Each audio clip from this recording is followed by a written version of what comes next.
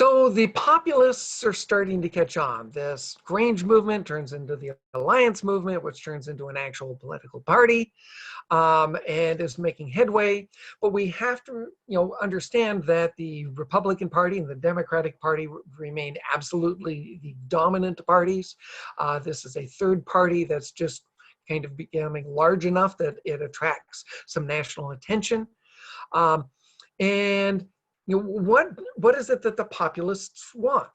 From their perspective, they are the People's Party of the United States, right? They are trying to regain power back from the trusts, from the big corporations, from what they call the plundercrats, right? Those entrepreneurs and businessmen and robber barons who are plundering the American economy and brutalizing and suppressing the worker and taking advantage of the farmer and so on and so forth. They see themselves as battling these monsters, right? And they advocate for a number of major changes. One is they are countering laissez-faire. They basically want to push laissez-faire aside and come in and say, no, we need regulations. The economy needs to be regulated in some fashion. Corporations need to be guided and limited, in contrast to that dominant idea that said, hands off, the big corporations should be allowed to do whatever they want. Okay? So some of the specific actions that they wanted, direct election of senators. Right? Remember the bosses of the Senate with the big money bags, the trusts, the monopolists who were controlling the Senate. Senators were appointed or elected by state governments, not by the voters. Nobody in America got to vote for a senator, right? And that meant that people with a lot of money could manipulate that process relatively easily and get who they wanted into the Senate and control that senator. So the populists were saying, well, let's take that away from the state governments. Let's give that to the voters.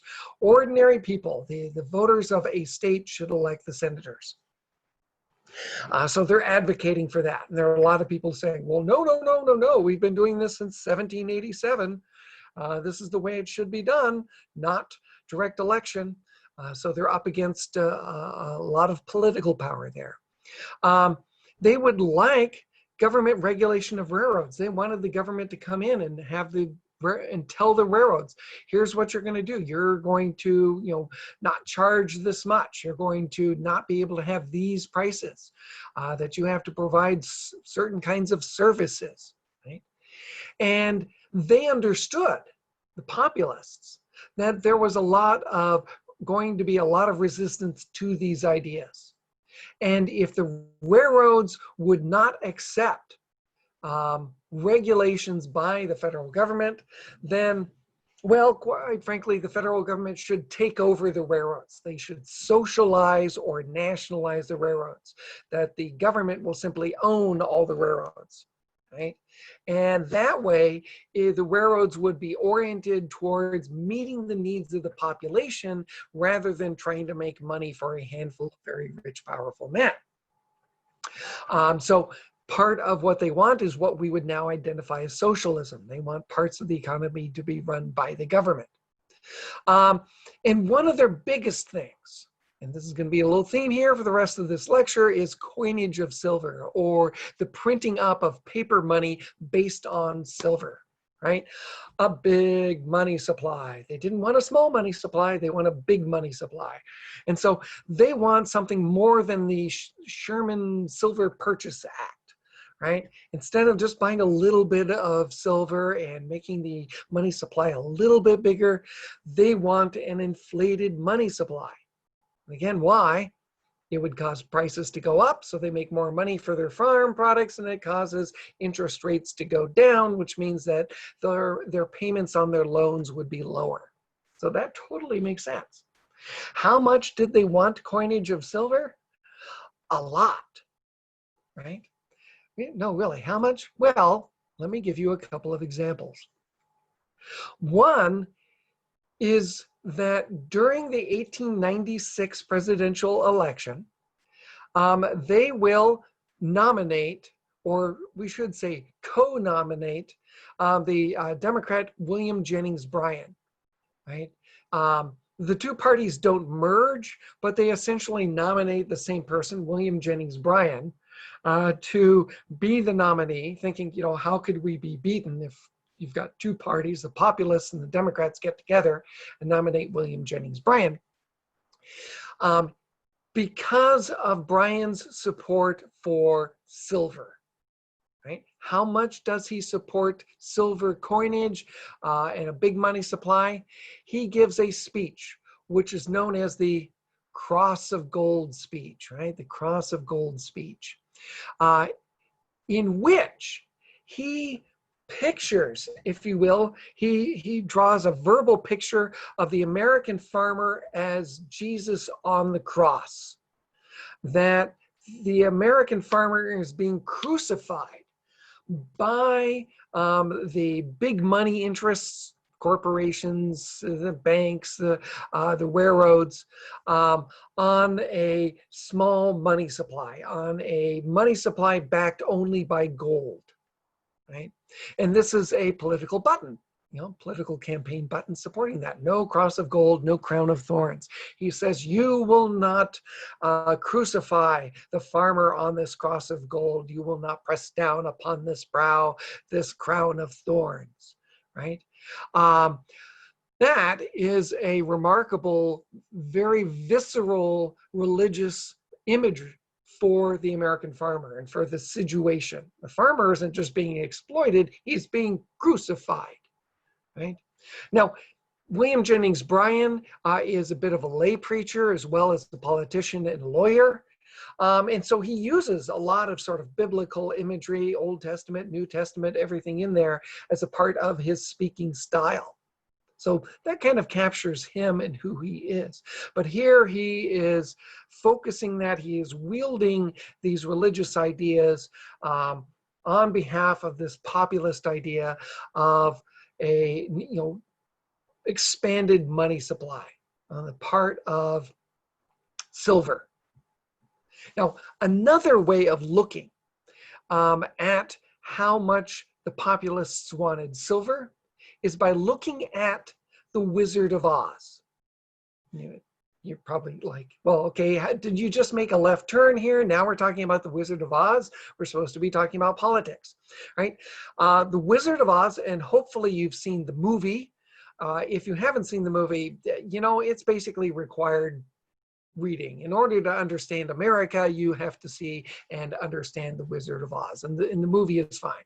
The book is better, in the sense that the book is written when? In the 1890s, right? And what's it about? A Kansas schoolgirl, right? It's about a Kansas girl. So this is right in the center of the whole populist movement, right? In the 1890s. And you've got this Kansas schoolgirl who, gets taken up by a tornado and ends up in this weird place where things don't really make any sense.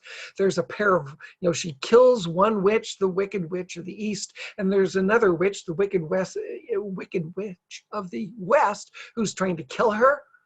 And she runs into all these crazy characters, right? And the Good Witch, Glinda, the Good Witch, at the end reveals that Dorothy, the Kansas farm girl, always had what she needed. A pair of magic slippers that she clicks together and says, there's no place like home, there's no place like home. And everything goes back to the way it was, to the old-fashioned way, the way she wants it to be. Now, you've seen the movie? Right? What color are those shoes, those slippers? They're ruby red, right? Those ruby red slippers.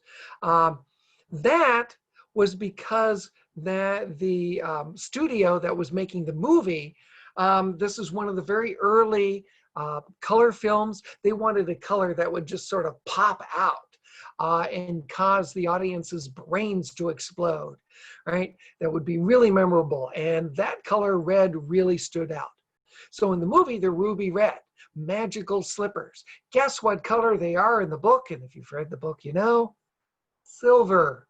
They're magic silver slippers, right? So the Kansas farm girl clicks the silver slippers together and everything goes back to the way it was before the big evil banks and railroads came in and the small money supply destroyed everything, right? And one can view the Wicked Witch of the East or the banks, and the Wicked Witch of the West or the railroads. She attempts to make an alliance with the industrial worker, the Tin Man. She makes an alliance with the farmers, the Scarecrow. She makes an alliance with the Cowardly Lion, who symbolizes, yeah, I don't know what. So, okay. The metaphor of the Wizard of Oz as a political allegory of the populist politics of the 1890s is imperfect, right? But Baum was, to a certain extent, like Mark Twain, a satirist. He's bringing in elements of politics and popular culture and weaving them into his tales. Right? Okay, so we've got, obviously, silver is a big thing. The populists want a big money supply. They want regulation of business. They want to essentially push laissez-faire out of the way. They want direct election of senators because they want more, essentially, democracy. They want the people to vote more directly and be more involved in politics. All right, so remember, we have a context here, not only of a populist third-party movement, the People's Party of the United States, but also a terrible depression. It's 1893, the stock market crashes, plunging the country into another depression. Factories are closed down. Millions of people are out of work. There are labor strikes like the Pullman strike in 1894. There's all sorts of struggles going on. In 1896, the economy is barely recovering and people are wondering what to do. And it's an election year. The Democrats nominate William Jennings Bryan, right? And the populists like him a lot, and they basically unify with the Democratic Party. They say, okay, we're going to nominate the same guy. There is some division within the populists. There are a lot of people who are like, no, we don't want to associate with the Democrats because, you know, they're just another big national party. They're not going to really do what we want. Mary Lease, for example, does not agree with this. So there's some division.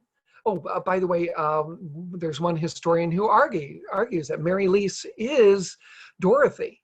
Right? Anyways, that you've got these two political parties trying to nominate William Jennings Bryan. The Republican Party nominates William McKinley. And you have two very different men who run two very different campaigns. Now, first off, you have to realize that in the 19th century, generally speaking, presidential candidates didn't really campaign. They didn't go out and, you know, kiss babies and shake hands and constantly travel around to give speeches here and here and here and here. There are a lot of people who thought that was undignified, right? Somebody who's going to be president wouldn't do that. And so generally speaking, presidential candidates didn't really go out and campaign. Bryan really does that. He gets on a train and does a whistle stop where he's traveling all around the country giving his Cross of Gold speech or a version of his Cross of Gold speech over and over and over again, and lots of people show up to listen to him. Not necessarily because he's famous, but I mean, not necessarily because they support him, but because, hey, presidential candidates don't do this. This is your opportunity to go see somebody who might become president. He almost exhausts himself traveling around the country giving these speeches. In contrast, William McKinley does not do this, in part because he's not a very interesting person. A lot of people think he's not very bright. if you will. And instead, he has a number of people running his campaign for him. And what they do is they have McKinley kind of stay at home, and they have famous people and ambassadors and even a few heads of state come and visit him. And they do photo opportunities. And it kind of looks like he's already president. He's already meeting with important world leaders, if you will. And they use the newspapers in order to support this idea that, look at him, why he's presidential already and a great person. So you have two very different political parties advocating two very different political platforms. On the one hand, you have William Jennings Bryan and the Populists and the Democratic Party, advocating for intervention on the part of the government. The government should step in and regulate and give more power to the people. And William McKinley is much more, nope, laissez-faire. Government should not intervene whatsoever. There you go. And also, two very different campaigns. Well, in the end, for a variety of reasons, the Republican William McKinley wins the election, right? In part because the Democrats and the Populists don't really see eye to eye, and they're unable to really get the vote out for William Jennings Bryan. So McKinley is going to become president. He's very much a laissez-faire conservative guy. It means he'll be president during the Spanish-American War, which is kind of the next topic I'll be looking at. But he also does kind of get lucky. Right at this time, we have kind of the last great gold rush in America, the Klondike gold rush, the Alaska gold rush. And you have a whole bunch of people who are struggling because they're unemployed, who head up to Canada and in Alaska. It's kind of on the border of the Panhandle, and they go up there and they work hard and they earn some money, and a lot of that gold comes into the United States economy and expands the money supply, right? So in a sort of roundabout way, the money supply is expanded, the economy begins to recover, and so you have prosperity is opened again, not necessarily because of McKinley's actual policies, but just because that's what happens. As a result of all this, if we sort of stop and we back up a little bit, we've got laissez-faire is still the dominant political, economic idea. The populists lose this election and will not really successfully get anybody to run for president ever again. And indeed, the populist party is just going to disappear. Mary Lease will become a supporter of Theodore Roosevelt and his progressive ideas. Similarly, William Jennings Bryan will go off and advocate for democratic popular ideas.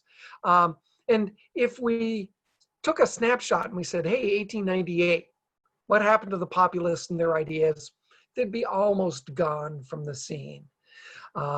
Expanded money supply, we don't really need that. Direct election of senators, no, not really. Government regulation of big business, those crazy farmers, the populists were supporting that. Nobody believes in that anymore. You'd think that all of that was just gone. It will be back. All of those ideas will come back and they will go into effect. And in part because men like Theodore Roosevelt come to support a lot of those ideas. We're going to see them rise back up in the progressive period. But for now, we leave behind the Gilded Age, where Congress wasn't able to really accomplish very much, and you had this rebellion by the farmers, this populist rebellion trying to change America. In the long run, they will have an impact, but it doesn't look like they do here. They lose the election. The rebellion does not succeed. And next time, we'll start looking at the background for the Spanish-American War.